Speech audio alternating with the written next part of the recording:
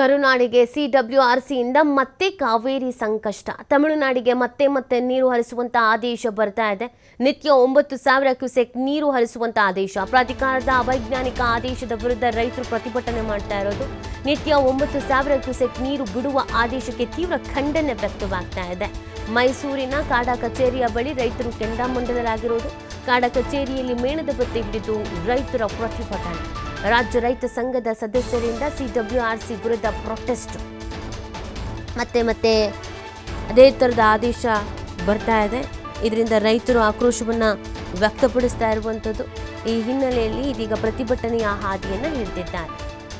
ಮೈಸೂರಿನ ಕಾಡಾ ಕಚೇರಿಯ ಬಳಿ ರೈತರು ಕೆಂಡಾಮಂಡಲರಾಗಿದ್ದಾರೆ.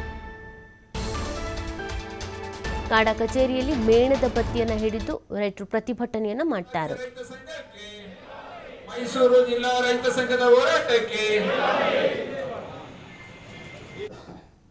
ರೈತರ ಗೋಳು ಕೇಳದ ರಾಜ್ಯ ಸರ್ಕಾರಕ್ಕೆ, ರೈತರ ಗೋಳು ಕೇಳದ ನೀರಾವರಿ ಮಂತ್ರಿಗೆ, ಕಬಿನಿ ಅಚ್ಚುಕಟ್ಟು ಎಲ್ಲಾ ನಾಲೆಗಳಿಗೆ ಈ ಕೂಡಲೇ ನೀರು, ಕಬಿನಿ ಅಚ್ಚುಕಟ್ಟು ಎಲ್ಲಾ ನಾಲೆಗಳಿಗೂ ಈ ಕೂಡಲೇ ನೀರು. ಕರ್ನಾಟಕ ರಾಜ್ಯ ರೈತ ಸಂಘಕ್ಕೆ, ಮೈಸೂರು ಜಿಲ್ಲಾ ರೈತ ಸಂಘದ ಹೋರಾಟಕ್ಕೆ, ರೈತರ ಗೋಳು ಕೇಳದ ರಾಜ್ಯ ಸರ್ಕಾರಕ್ಕೆ, ರೈತರ ಗೋಳು ಕೇಳದ ನೀರಾವರಿ ಮಂತ್ರಿಗೆ, ಕಬಿನಿ ಅಚ್ಚುಕಟ್ಟು ಎಲ್ಲಾ ನಾಲೆಗಳಿಗೆ ಈ ಕೂಡಲೇ ನೀರು.